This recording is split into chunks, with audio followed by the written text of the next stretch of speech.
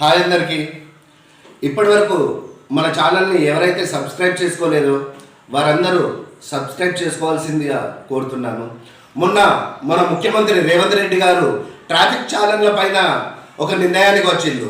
ఎవరైతే ట్రాఫిక్ ఛానళ్ళు కడతలేరో వాళ్ళపైన కట్టుదిట్టమైన చర్యలు తీసుకోండి అని ఆజ్ఞాపించారు. అలాగే ఎవరైతే ట్రాఫిక్ ఉల్లంఘనలు చేస్తారో వాళ్ళపైన కూడా కట్టుదిట్టమైన చర్యలు తీసుకోండి అని చెప్పడం జరిగింది. ఇంకోటి కూడా చెప్పింది మన ముఖ్యమంత్రి రేవంత్ రెడ్డి గారు. అదేంటిది తెలుసా? ఎప్పుడైతే వెహికల్ రిజిస్ట్రేషన్ జరుగుతుందో అప్పుడే మన బ్యాంక్ పాస్బుక్ తీసుకొని అకౌంట్ నెంబర్ దగ్గర పెట్టుకోండి. ఎప్పుడన్నా వీళ్ళు ట్రాఫిక్ ఉల్లంఘన చేస్తే వాళ్ళ అకౌంట్ల నుండి డైరెక్ట్ ఆటోమేటిక్గా డబ్బులు కట్ చేసుకోండి. అలా ఆలోచించండి, అలా యాప్లు క్రియేట్ చేయండి అని చెప్పడం జరిగింది.